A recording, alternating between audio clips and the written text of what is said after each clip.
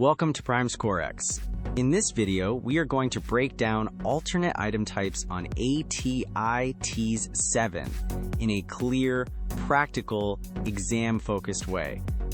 The goal is not to overload you with isolated facts. The goal is to help you understand what this topic means on the ATI TEAS 7, why it affects your score, and how to handle it with calm, repeatable execution. This topic matters because it changes how you prepare and how you make decisions during the exam. Alternate formats test whether you can understand the content and respond correctly through the required interaction. By the end of this video, you should have a cleaner mental model, a stronger study routine, and a more controlled way to respond when this issue appears in practice or on test day. Start with the essential facts. TEAS 7 can include multiple choice and alternate item types. Alternate items may require selecting, typing, ordering, or clicking. These details are not background decoration. They shape your pacing, your practice design, and the way you protect points under timed conditions. When the exam feels stressful, clear structure gives your brain something stable to follow. The next layer is how the detail behaves inside the real exam experience. The instruction line defines the required response. Format errors can cost points even when the concept is familiar. If you prepare only by reading notes, this part can still surprise you. If you train with the structure in mind, the same information becomes predictable and manageable. A strong approach begins with two core ideas. First, read the task before solving. Second, identify the response format explicitly. These ideas keep you from treating the TEAS like a random collection of questions. Instead, you start to see a system, what the test is asking, how the clock changes behavior, and where students usually lose easy points. There is also a useful contrast to remember. Verify the entry before submission. Practice the interface, not just the content. The weaker version feels busy but does not always raise your score. The stronger version creates evidence. What you know, what slows you down, what repeats, and what needs a targeted fix before the next practice set. Use a simple method instead of improvising. Step 1. Read the format instruction. Step 2. Identify the action required. These first two moves slow the situation down just enough to create control, without turning the question or the study session into a long analysis exercise. Then continue the method. Step 3. Solve the content. Step 4.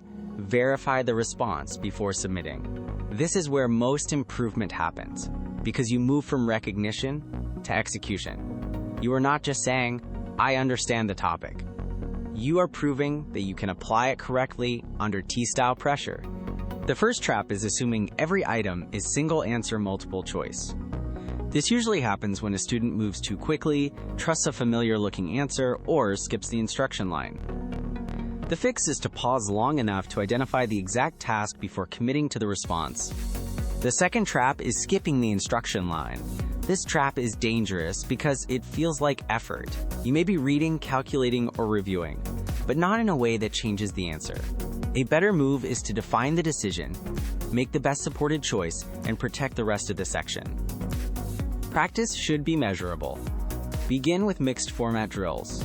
Do not simply ask whether the material feels familiar. Ask what your performance shows. Accuracy, time control, mistake type, and whether the same weakness appears again after review. Next, add realism with format labeling practice.